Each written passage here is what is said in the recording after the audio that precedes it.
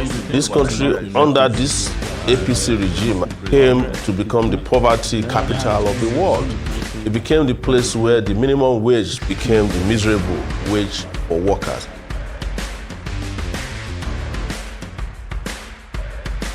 But if you think about Nigeria itself, it's an open prison.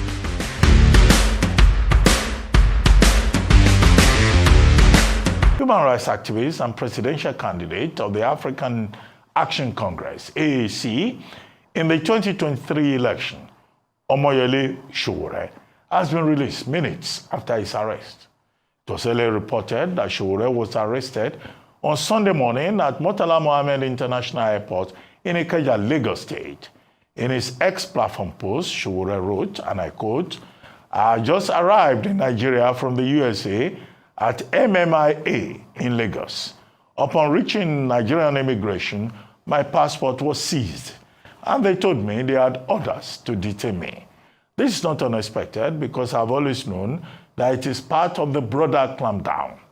In case this becomes another prolonged and protracted detention, I urge all citizens to ensure they all stop tyranny by all means acceptable and necessary by engaging in the planned series of direct actions slated for October 1 and beyond." End of quote. I'm now being joined here in the studio by the man himself to tell us what happened this morning on his arrival at the Lagos airport. Good to have you on This Day Live, Omoyele Sowore. Thank you for bringing me. Okay, they arrested you this morning at the Murtala Mohammed Airport. You knew that if you came into the country, you will be arrested. I mean, it was foreseeable. And then you came in. Is that ego on your part? Is that foolhardiness? Well, they've given you back your passport. But why did you have to dare the Nigerian state? It's a matter of right to not abandon one's citizenship, one's rights, one's fundamental dignity by running away from the government of your own country because they feel like they can violate your right. I have not committed any offense known to law, even though it was brought to my attention and that my name was put on a watch list. First by the CG of Immigration, the lady, and then later there was a document I got from the DSS that my name was placed at the airport on a watch list. But I had decided I was coming to Nigeria anyways because I had a case coming up soon, and that nothing was going to stop me. So I took my bags, packed my bags and got on the plane and arrived this morning to Lagos from the US after almost 14 hours of flying, only to get to the immigration people and they said, they seized my passport first and said, I have been ordered arrested. Of course, I was expecting it. But it wasn't a matter of ego, it was a matter of rights. It was a matter of existence. I'm a Nigerian, and I don't think any Nigerian should be afraid or be scared from their home country simply because some people are going haywire in office or in power. Okay, but you've been talking about Fearless in October, take back our country. The story is out there that there's a plan to protest against the Tinubu government starting from October 1. Okay, you've talked about a court case. Is that why you are here? To start another, take it back? I don't have any reason to explain why I come to Nigeria. I don't come to Nigeria on vacation. It's my home country. And as a result, I can come to Nigeria for any reason whatsoever. I can come to Nigeria even if I don't have any reason to visit. It's my country. This is where I was born, raised. And after spending some 25 years in the US, I never abandoned the citizenship of Nigeria. So I don't owe anybody any explanation as to why I can come to Nigeria or the reason I can. So I can come to Nigeria for any reason. So I'm just explaining to you that whether I'm engaging in the protest, which is my right, or I'm coming for a court case, or I want to visit my mom, or I want to come here to come and drink water from a lake in my village, it's my right. Okay, I don't owe the government any duty to be afraid to come home simply because they put my name. It's okay. On the but tell us about this Fearless in October revolt that is being planned. Well, it's been part of the series of protest that has been organized by Nigerians, and we started on August 1st, as you are aware. That was end bad governance. This is supposed to be a continuation because of 15 demands that the government did not even attend to. Instead of that, the federal government arrested and detained a lot of people, minors, and charged them with bogus offenses, very egregious offenses of treason for carrying placards. So this is going to be a continuation of it. But and the mobilization for it, the conversation and the conscientization and education for it has been on ever since the end of the August revolt, which was end bad governance revolt. So everybody's aware. The government was aware of this, and everybody should be preparing for it, because it's a matter of right that Nigerians have a duty to just not allow this government to obliterate them with hunger, starvation, and incompetence. But Sowore, are you aware that under this Tinubu administration, Yes. where you carry placard is treason? You are toying with treason. About 10 people who had been arrested, they were charged for treason. They were remanded in Kuje prison. They've been granted bail to the tune of 10 million naira. So what kind of spirit will bring you back to say you want to commit treason, knowing that they will come after you and they will put you in Kuje prison, where they seem to have enough space to house people like you? It is treason to arrest, detain, and falsely charge citizens of crimes they have not committed. And it's not the first time I was accused of treason. In fact, I heard about the offense of treason in 1992 at the University of Lagos, when we went and did Babangida Must Go. And the police arrested us at Western Avenue Police Station, asked us to start writing statements under duress and said that we want to overthrow the government.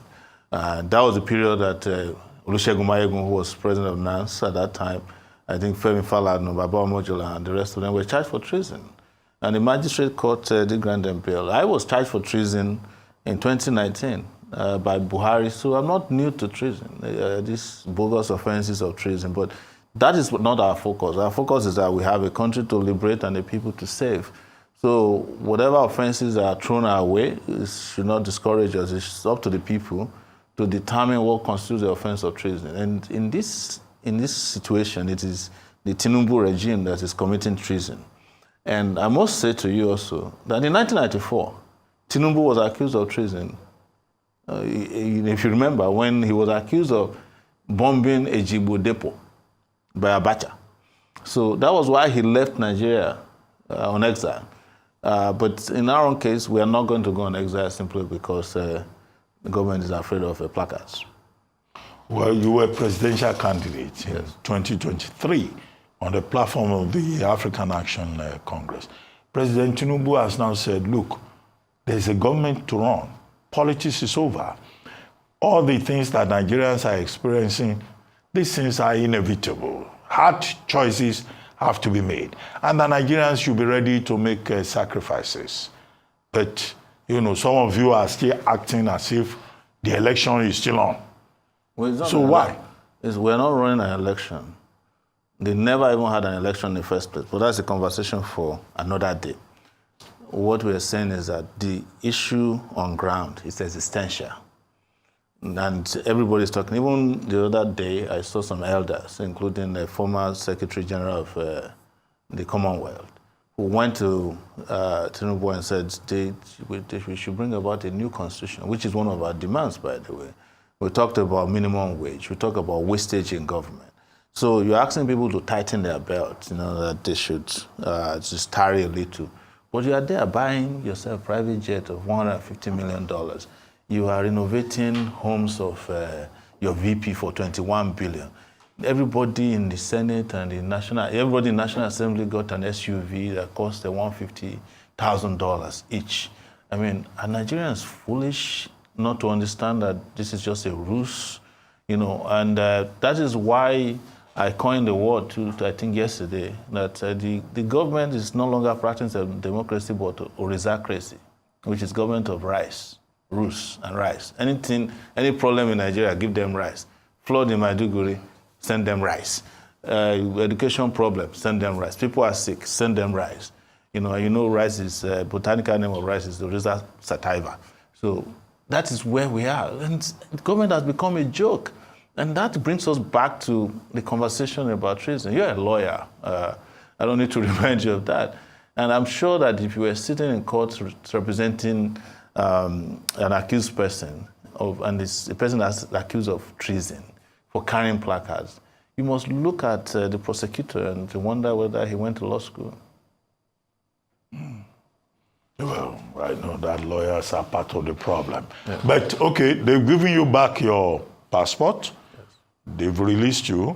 Did they ask you to report again tomorrow morning? Because giving your passport does not mean anything. You can be asked to start reporting every day until the matter is decided.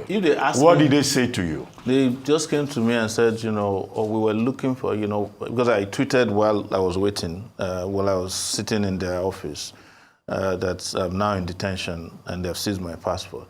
And they said, we're looking if you have a waiver for the watch list. I said, what's the waiver for watch list? And another 10 minutes later, they came and said, we resolved the issue. You can have your passport back now. And some of them actually nicely escorted me to get my bags. But by the time I got to the bag section, one of my bags had gone missing. So we're still looking for the bag as we speak. One of your bags disappeared? Yeah, one of the biggest bag I brought had disappeared. But the ones you got, did they open them? I don't know because I didn't lock them. But I'm just hoping that they're not trying to play funny with the bags. But I reported that to the airline because every bag that comes through the U.S. airline, United Airlines, you have a tracking on it. And the tracking showed that it went on the carousel to where I should pick it up, but I can't find the bag as we speak. Well, I'm just hoping that nobody will go and plant anything funny inside my bag. Okay, but for now, you are free. Yeah. They're giving you your passport, and, you have no fear that when you step out of the studio, they will rearrest you. Even if they do, I'm not a stranger to them, and we'll resolve that when we get there.